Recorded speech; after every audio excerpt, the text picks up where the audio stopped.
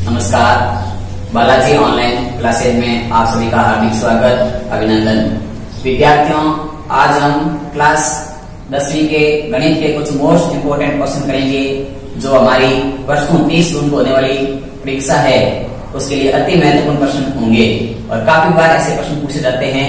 तो मैं आज आपको कक्षा 10 की गणित का जो अध्याय नंबर 5 है, इस अध्याय नंबर 5 के बारे में आपको क्वेश्चन कराऊंगा, तो आपको ध्यानपूर्वक समझना है। 5वां नंबर अध्याय है जिसका नाम है समांतर श्रेणी।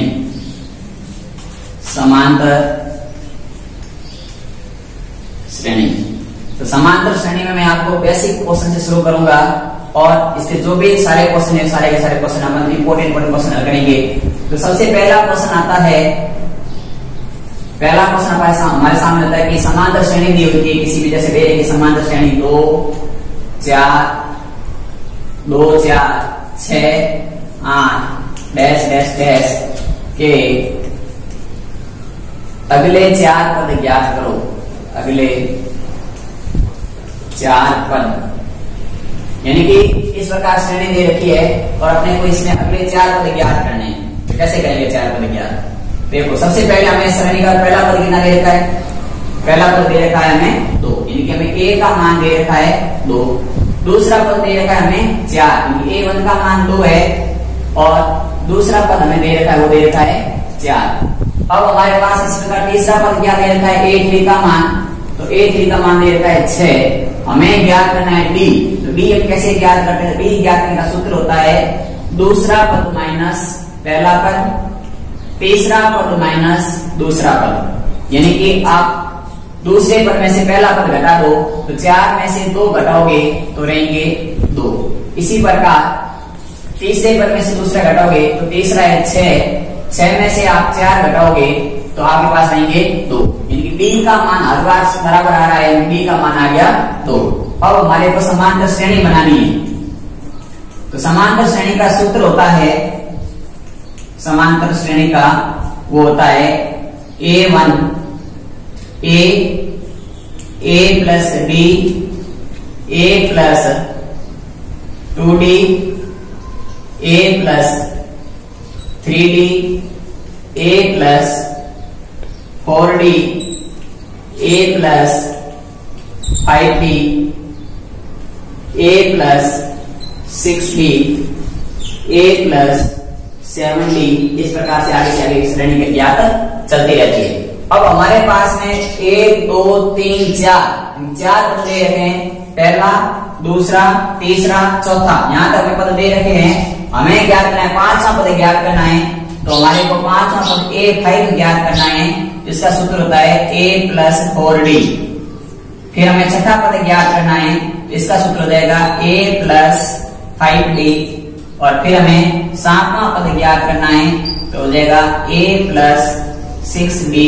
और 8वां ज्ञात करना है तो a प्लस 7d। ये में 4 मान अगले ज्ञात करने हैं। अगले 4 पद पूछे तो 4 पद अगले 4 पद ज्ञात कीजिए। तो 4 पद दे रखे तो 5वां पद ज्ञात होगा। तो 5 में a का मान कितना है? तो a का मान आपका 2, तो a का मान है 2 और d का फिर है 4 और d का मान कितना ज्ञात किया? 2। तो 2 प्लस 8, क्योंकि 4 दूनी 8, पहले गुणा करते हैं फिर जोड़ते हैं। तो 4 दूनी 8 और 2 10, तो 5वां पद आ गया, यानी अगला पद आगे हुआ गया 10।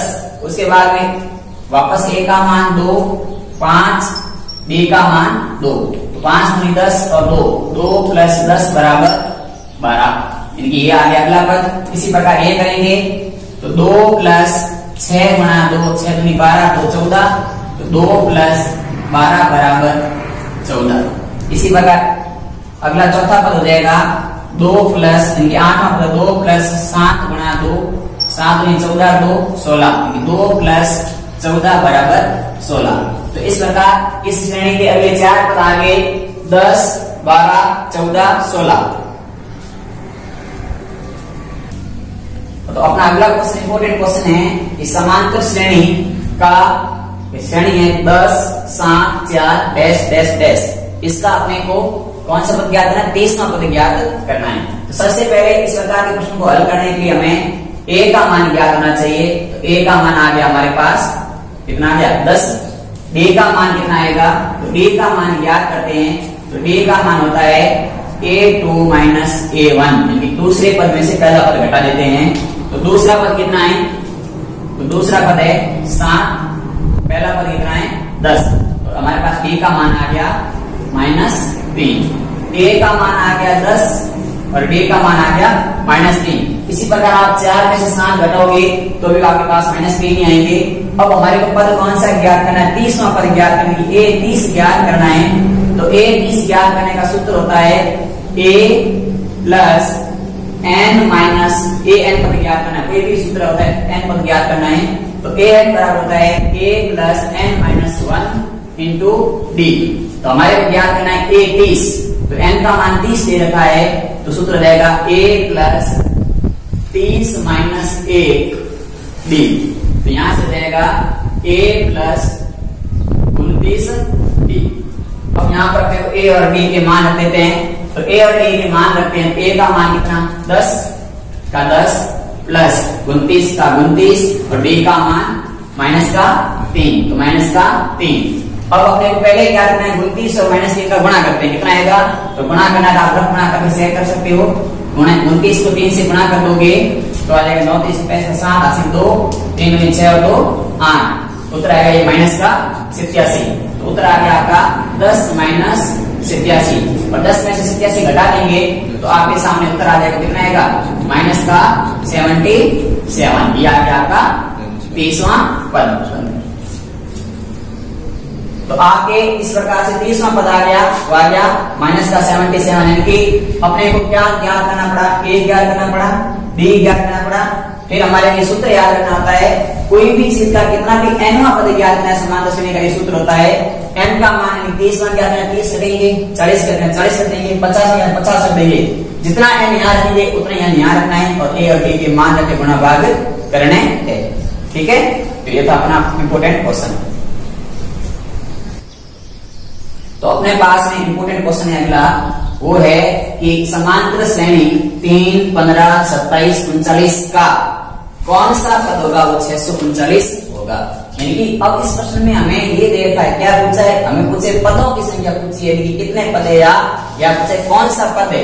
यानी कि हमारे को सबसे पहले प्रश्न में क्या दिया हुआ है, तो देखो हम इसका हल करते हैं, तो a का मान हमें दे रखा है 3 है, तो a का मान आ गया आपके सामने 3। दूसरा देखो d ज्ञात करते हैं, तो 15 में से 3 घटाएंगे तो 12 आएंगे, 27 में से 15 घटाएंगे, सॉरी 15 में से 3 घटाएंगे 12 आएंगे, 27 में से 15 घटाएंगे तो भी 12 आएंगे, 39 में से 27 घटाएंगे तो भी 12 आएंगे। यानी कि d का मान ज्ञात करेंगे तो d बराबर हमारे पास में आ जाएगा, d का मान वो आएगा 15 माइनस 3 यानी कि 12, तो d बराबर हमारे पास आ गया 12। हमें a और d के मान तो श्रेणी से ज्ञात कर सकते हैं। अब हमारे को an का मान दे रखा है, an बराबर दे रखा है 639, an का मान दे रखा है 639, और हमें पूछा है कि n का मान कितना होगा, यानी पदों की संख्या कितनी होगी। तो देखो सूत्र हमारे पास में था, आपने पढ़ा था, क्या पढ़ा था कि an बराबर होता है a plus n minus 1 into D. an का मान आपको दे रखा है 639, तो लिखेंगे 639 बराबर a का मान आपको दे रखा है 3, तो a का मान रखेंगे 3 प्लस n का मान पता नहीं है तो n माइनस 1 का n माइनस 1 रखेंगे, d का मान 12 दे रखा है तो d का मान रखेंगे यहाँ पर 12। अब देखो 639 का लिखेंगे, 639 लिख देंगे, 3 का आप 3 लिखोगे, 12 का गुणा कर दो n से तो देंगे 12n, इसी 12 गुणा माइनस 1 से करेंगे तो देंगे माइनस के 12। अब इस समीकरण में हम क्या करते हैं पक्षांतरण, क्या करते हैं पक्षांतरण करते हैं, तो हम पक्षांतरण करेंगे समीकरण का, तो क्या करेंगे, इस 639 है, इसका 639 रखेंगे, यहाँ प्लस के 3 है बराबर से इसे रहेंगे माइनस के 3 हो जाएंगे, और माइनस के 12 है इधर आएंगे तो प्लस के 12 हो जाएंगे, और बराबर में शेष रह देंगे अपने केवल और केवल 12n। 639 में से 3 घटाना है 12 जोड़ने हैं, 3 घटाने का 636 में 12 जोड़ेंगे तो इनका योग हो जाएगा 648। इनको पूरे को हल किया तो 648 आ गया, इनकी 12n का मान आ गया हमारे पास 648। अब हमें 1n का मान क्या करना है केवल, तो 1n बराबर की n बराबर हो जाएगा 648 में 12 का लगा देंगे भाग, तो आपके पास n का मान आएगा, वो आ जाएगा 54 तो कौन सा पद होगा वो जिसका मान वो कितना होना चाहिए, 639 होना चाहिए। तो n वां पद होगा, 54वां पद होगा, कौन सा पद हो जाएगा, तो 54वां पद हो जाएगा। ये था हमारा आंसर। मोस्ट इंपोर्टेंट क्वेश्चन है, आप ढंग से समझिएगा। यदि समझ नहीं आता है तो वीडियो को रोक के वापस बैक लीजिए और ढंग से समझिए, ठीक है, आपके समझ में आया होगा। तो अगला क्वेश्चन है कि 10 और 250 के बीच 4 के गुणज कितने हैं। 4 के गुणज का मतलब है ऐसी कितनी संख्याएं हैं जिसके अंदर 4 का भाग जाएगा। कहां से शुरू करना है, 10 से शुरू, यानी कि 10 से लेकर के 250 तक के अंक लिखते हैं। तो कितने अंक ऐसे जिसमें 4 का भाग पूरा जाता है, तो 4 की गुणज होती है। तो 10 के बाद देखो, 10 में आप 4 का भाग दोगे पूरा नहीं जाएगा। तो 10 के बाद अगला अंक आता होता है 11। 11 में 4 का भाग नहीं जाता क्योंकि शेष रह जाते हैं। फिर आती तीसरा नंबर आता है 10 के बाद, 10 में जाता नहीं है, 11 में जाता नहीं है। फिर अगला अंक आता है 12। 12 में 4 का भाग देते हैं, पूरा भाग जाता है। पहली संख्या कितनी आ गई हमारे पास 12। फिर 12 के बाद अगली संख्या कौन सी होगी, 16। उसके बाद कौन सी संख्या होगी, 20, क्योंकि 12 में 4 जोड़ेंगे 16, 16 में 4 जोड़ेंगे 20। इस प्रकार से अगली संख्या 24, 28 होती रहेगी, चलती रहेगी। लास्ट अपने को अंक कौन सा देखना है, 250। तो देखो 250 में 4 का भाग देते हो आप, 250 के अंदर 4 का भाग देते हो, शेष बनाएंगे तो पूरा भाग नहीं जाएगा। आप जब भाग देके देख लेना, जब 250 में 4 का भाग लगाएंगे तो 62 बार 2 भाग जाएगा और शेष पर 2 आ जाएंगे। अब हमारे को क्या करना है, पूरा भाग लेना चाहिए। तो 200 इसमें नहीं जाएगा, तो 250 में देखते हैं, 250 में भी नहीं जाता 4 का भाग, तो 248 देखने से पहले 248 में भी 4 का भाग पूरा जाता है। तो हमारे पास में क्या श्रेणी बन गई, तो हमारे पास श्रेणी बन गई 12, 16, 20, 24, डैश डैश डैश 248। ये हमारे पास क्या बन गई, समांतर श्रेणी बन गई, ठीक है। क्योंकि हमने 10 से लेकर 250 तक की बात करनी है, तो 10 के बाद में पहली संख्या तक की 12 जिसमें 4 का भाग जाता है। तो पहला पद 12 हो गया, फिर हमें लास्ट पद आ गया an का मान आ गया 248। अब देखो यहां से हमारे को ज्ञात करते हैं, तो a का मान आ गया 12, b का मान है 4 दे रखा है, क्योंकि जो गुणज होते हैं तो देखो अंतर देखो बड़ी में 4 जा रहा है, तो b का मान है आपका 4 और an का मान दे रखा है, वो दे रखा है अपने को 248 का। अब हमें ज्ञात क्या करना है, तो इस प्रश्न में हमें ज्ञात करना है कि कितनी संख्या होगी, n का मान ज्ञात करना है। तो हम इसका मान रख देते हैं, तो मान रखेंगे, तो an का मान 248 बराबर a का मान 12 प्लस मान आपको तो पता ही होगा, मैं लिख देता हूं वापस, an बराबर a plus n minus 1 into d। इसमें मैं मान रख रहा हूं, तो a का मान 12 प्लस का प्लस n माइनस 1 का n माइनस 1, d का मान कितना है, d का मान 4 है, तो d का मान आ गया 4। तो यहां से हल करेंगे तो इसका हो जाएगा 248 बराबर 12 का 12 प्लस 4 का n से गुणा किया तो हो गया 4n और माइनस के 4। अब इसका हम क्या करेंगे, पक्षांतर कर देंगे, तो पक्षांतर करेंगे, पक्षांतरण हो जाएगा 248 माइनस के 12 प्लस के 4 बराबर 4n। इनको घटाओगे 238 से 12 घटाओगे देंगे 236 और 236 में 4 जोड़ोगे तो हो जाएंगे आपके 240, यानी कि अपने पास में इनका हल आ गया, वो आ गया 240 और ये मान आ गया आपके 4n का। अपने को केवल एक n का मान ज्ञात करना है, तो 4n बराबर है 240। 4n बराबर कितना है, 240 है, तो n बराबर कितना हो जाएगा 240 बटा 4, तो n बराबर हो जाएगा 624, पीछे एक जीरो की 60। तो कुल कितनी संख्याएं होगी, तो कुल 60 संख्याएं ऐसी होगी जो 4 की गुणज होगी या 4 से भाज्य होगी। 4 की जगह 7 आ जाता तो हम 7 के देखते हैं कि 7 का कौन सा होता है, 7 आता है, 14 नंबर आता है, तो उनकी वहां से पहला पद शुरू करते हैं। तो इस प्रकार से हमें कोई भी संख्या यदि पहले संख्या के उनको देखना है और किसका पूछा है उनका ध्यान रखना है। जैसे यहाँ पर 10 दे रखा है शुरुआत में और 4 का पूछा है, तो 10 के बाद में पहली संख्या कौन सी, पहली संख्या आती है 12। तो ये था इंपॉर्टेंट क्वेश्चन है बहुत ही, चलिए आप नोट कीजिए, अगला क्वेश्चन करते हैं। तो अगला इंपोर्टेंट क्वेश्चन है हमारे सामने कि 4 संख्याएं समांतर श्रेणी में है, ठीक है, जिनका योग दे रखा अपने को दे रखा है 50 दे रखा है, ठीक है। फिर एक कंडीशन और दे रखी, सबसे जो बड़ी संख्या है, यानी सबसे बड़ी संख्या होगी वो छोटी संख्या की 4 गुनी है, यानी कि छोटी संख्या को 4 से गुणा करेंगे तो बड़ी संख्या मिल जाएगी। तो अपनी संख्या चारों की चारों ज्ञात कर ली। तो इस प्रश्न को अपन हल करते हैं। तो हल करते हैं, देखो सबसे पहले समांतर श्रेणी की बात 4 श्रेणी हो रही है, अपने समांतर श्रेणी पढ़ रखी, क्या पढ़ रही है? पहला पद होता है ए, दूसरा पद होता है ए प्लस डी, तीसरा पद होता है ए प्लस 3d और चौथा पद होता है ए प्लस तीसरा पद होता है ए प्लस 2d और चौथा पद होता है a प्लस 3d। पहली संख्या, दूसरी संख्या, तीसरी संख्या, चौथी संख्या, 4 संख्या समांतर श्रेणी ही होती है, क्योंकि अंतर में देखेंगे समांतर श्रेणी का सूत्र ये था, समांतर श्रेणी के a plus d, a plus 2d, a plus 3d।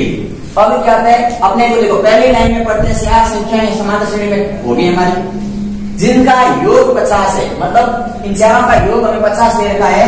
तो हम लिखेंगे प्रश्नानुसार, इनकी प्रश्न में क्या दे रहे हैं उस हिसाब से लिखते हैं, यानी दे रखा है a प्लस d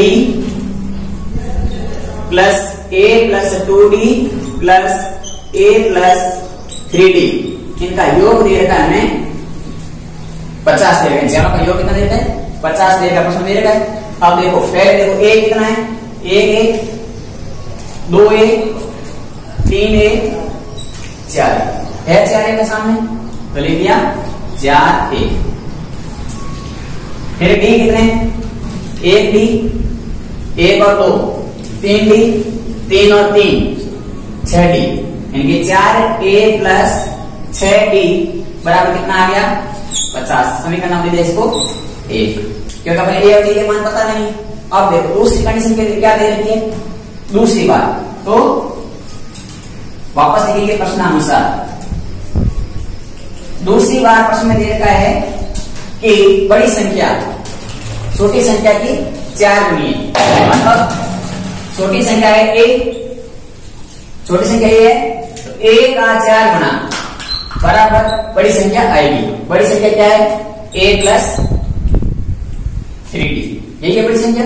यही कंडीशन दे रखी है, बड़ी संख्या छोटी संख्या की 4 गुनी है, मतलब मैंने छोटी संख्या को 4 से गुणा कर दिया तो हमारे पास क्या आ गई? बड़ी संख्या आ गई। और बड़ी संख्या क्या है? a plus 3d।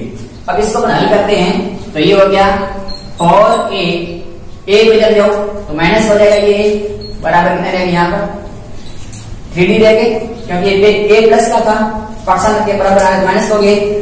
4a में से 1a घट गया, कितने रह गए? 3a रह गए, तो रहेंगे हमारे पास 3a बराबर रह गए 3d।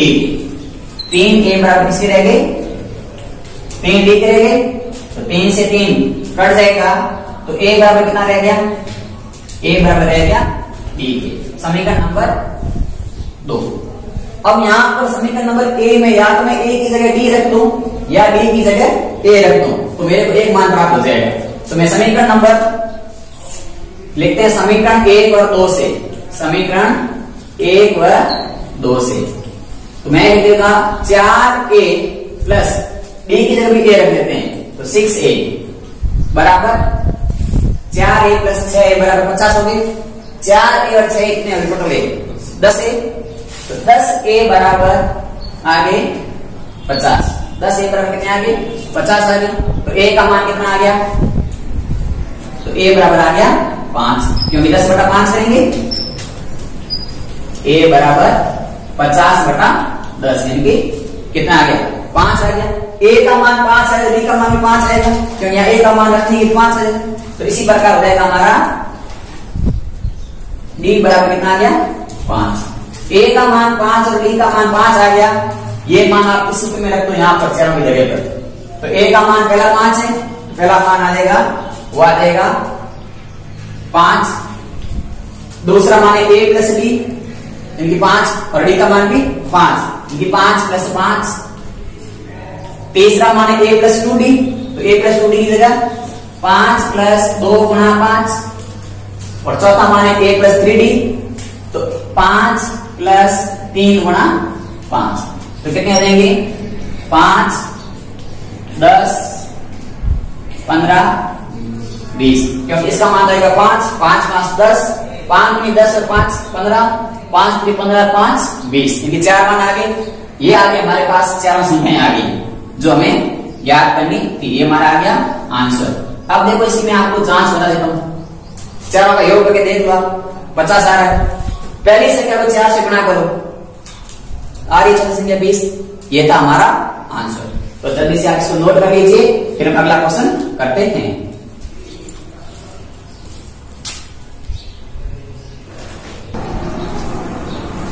तो अपने घने संख्या लिख ली है। प्रश्न है कि किसी समांतर श्रेणी में n पदों का योग दे रखा है। सूत्र देगा n योग का मान है वह 4n - n स्क्वायर। अपने पूछे पहला पद कितना है, पहले पद का मान ज्ञात करना। फिर प्रश्न में क्या रखा कि प्रथम दो पदों का योग वो कितना है, दूसरा प्रश्न हो गया। तीसरा पूछा है तीसरे पद, यानी तीसरे पद है उन तीसरे पद का और 10वें पद का उनका योग कितना है। 3 प्रश्न इसमें ज्ञात करने। तो सबसे पहले देखो अपने को n पदों का योग का सूत्र दे रखा है। n पदों का योग दे रखा है, कितना दे रखा है, n 4n - n स्क्वायर। अपने को ये प्रश्न में दिया हुआ। यहां से पहला पद ज्ञात कर लेते हैं हम, प्रथम पद का योग। प्रथम पद का योग, प्रथम पद का योग का मतलब हो गया n बराबर 1। तो कितना रहेगा, 4 गुणा 1 - 1 का स्क्वायर। तो यह आ जाएगा आपका 4 - 1 बराबर 3। प्रथम पद का योग कितना आ गया, 3 आ गया। इसी प्रकार ज्ञात कर लेते हैं दो पदों का योग। दो पदों का योग, दो पदों का योग ज्ञात किया तो कितना आ गया, n बराबर 2 आ गया। तो 4 गुणा 2 - 2 का स्क्वायर, 4 दूनी 8 और 2 का स्क्वायर होता है 4। 8 में से 4 के पीछे रह गए। अब देखो फिर एक पद का योग है 3 और दो पद का योग है 4। तो दूसरा पद क्या हो जाएगा, तो दूसरा पद हो जाएगा वो हो जाएगा दूसरा योग, योग दूसरा माइनस योग पहला। ये दूसरे योग में से पहला योग घटा देंगे तो दूसरा पद आ जाएगा। तो दूसरा योग कितना है, 4 और पहला योग कितना है, 3। तो 4 में से 3 गए तो दूसरा पद कितना आ गया, 1 आ गया। अब देखो मैं आपके सामने समांतर श्रेणी बना देता हूं। पहला पद है वो है 3, दूसरा पद आया कितना, 1। तो सारा अंतर कितना आ रहा है, तो d बराबर आ रहा है, वो आ रहा है। ये तो हमारी एक समांतर श्रेणी बन गई। तो d बराबर यहां से घटाते 1 में से 3 गए -2 आ रहे। इसी प्रकार अगला पद क्या रहेगा, -1। इस प्रकार श्रेणी चलती रहेगी। इनकी हमारी समांतर श्रेणी बन गई 3 1 -1 डैश डैश डैश। अब हमें क्या क्या करना है, d मान आ गया, a का मान हमारे पास 3 है, d बराबर आ गया -2 और a बराबर आ गया 3।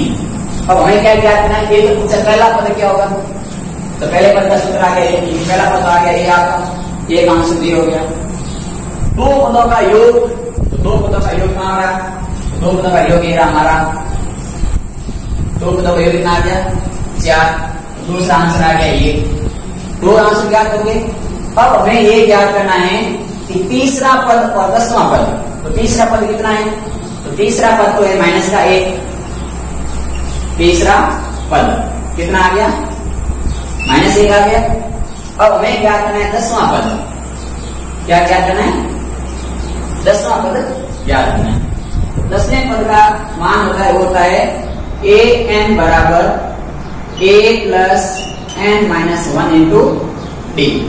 ये होता है, तो a 10 का मान रख लो, 10वां पद है तो a 10 बराबर हो जाएगा a प्लस 10 - 1 इंटू डी। और a और d के मान होते हैं यहाँ पर आप, a का मान कितना है 3, तो a का मान है 3 और d का मान -2, तो -2। तो 3 प्लस 9 गुणा -2, तो 3 - 18 इनकी 10वां पद कितना आ गया, 10वां पद आ गया हमारा, वो आ गया -15। अब हमें प्रश्न क्या पूछा है, तीसरे पद का और 10वें पद का योग बताओ। तो तीसरे पद का 10वें पद का योग कितना होगा, तीसरा प्लस 10वां पद। तो तीसरा तो है -1 और 10वां है -15। इनका योग करना है आपस में दोनों का, तो बराबर आ जाएगा -16। ये आ गया तीसरा आंसर।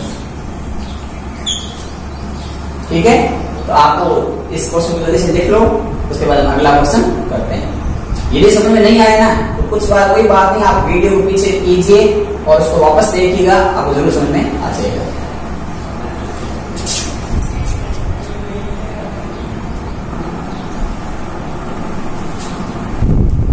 अपने सामने प्रश्न है, किसी समांतर श्रेणी के 25 पदों का योगफल ज्ञात कीजिए।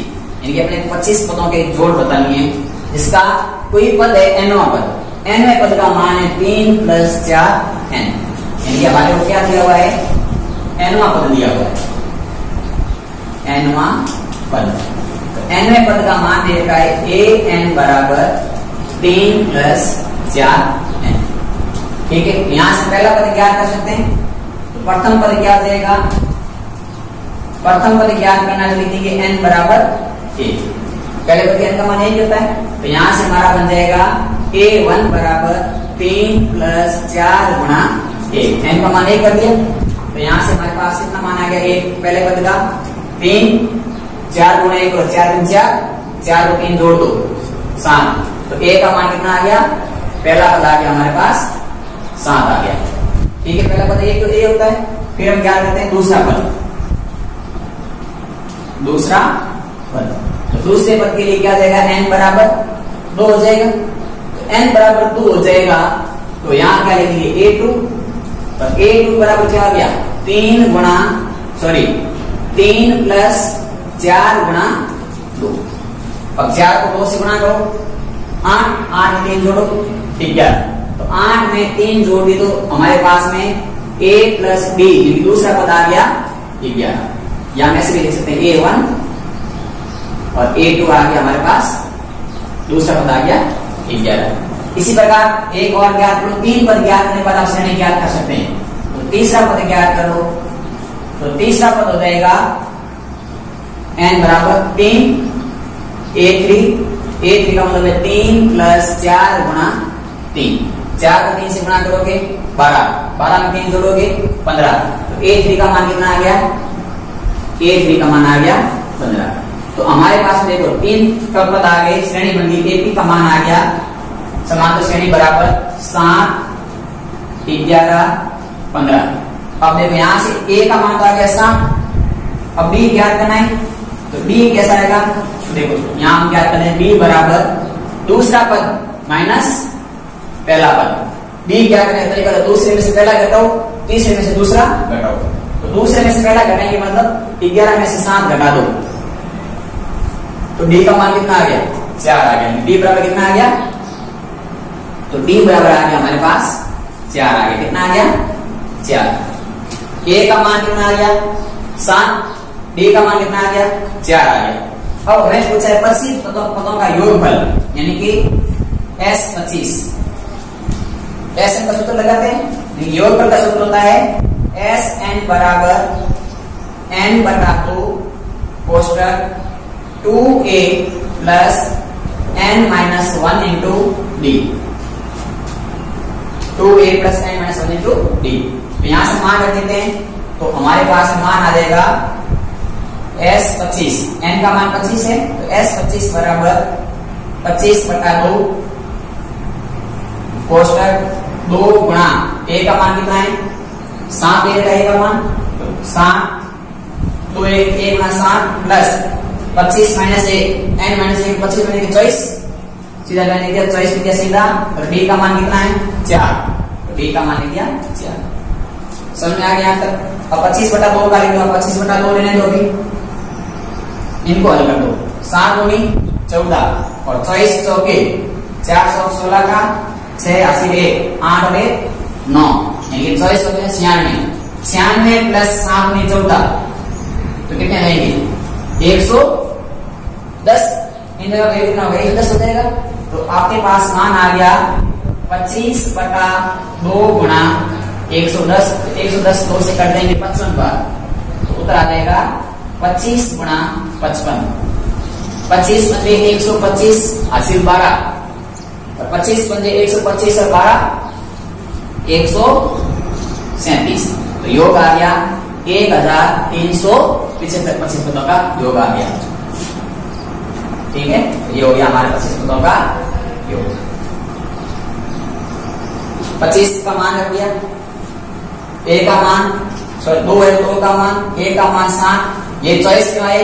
क्योंकि एन का मान है 25 से घटा के बोलेंगे 24 ए का मान है 4, तो 24 के 96 7 में 14, इन दोनों को जोड़ोगे तो 96 और 4 100 और 10 110, 110 2 से बढ़ जाएंगे 55 बार, 55 को 25 से गुणा करोगे आएंगे 1375। ये था आपके 25 पदों का योग।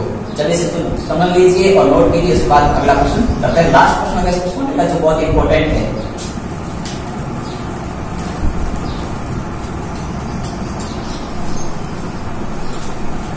तो अब देखो अपने पास में अगला क्वेश्चन है कि एक टेलीविजन कंपनी तीसरे वर्ष में 600 टीवी बनाती है तथा 7वें वर्ष में 700 टीवी बनाती है। टीवी सेट का उत्पादन करके बनाती है। तो अपने बताना है प्रथम वर्ष में टीवी सेट कितने बने और 7 वर्षों में कुल टीवी सेट कितने बने। यदि हर साल टीवी सेट के बराबर बढ़ती है, जैसे पहले साल 50 बढ़ेगी तो दूसरे साल 50 बढ़ेगी, तीसरे साल भी 50 में टीवी के अंतर बराबर दे रखा है। तो हमारे को दे रखा है कि तीसरे वर्ष में एक टीवी का मान हमें दे रखा है 600 और 7वें वर्ष में बात कर रहे हैं तो A7 इसका मान हमें दे रखा है 700 दे रखा है। तो यहां से हम कह सकते हैं एक टीवी का सूत्र होता है A + 2D, क्योंकि A के अंदर 2D जोड़कर तीसरा पद आता है, तीसरे पद का सूत्र हो गया। तो यहाँ बराबर आ गया, इसका मान आ गया 600, समीकरण नंबर 1।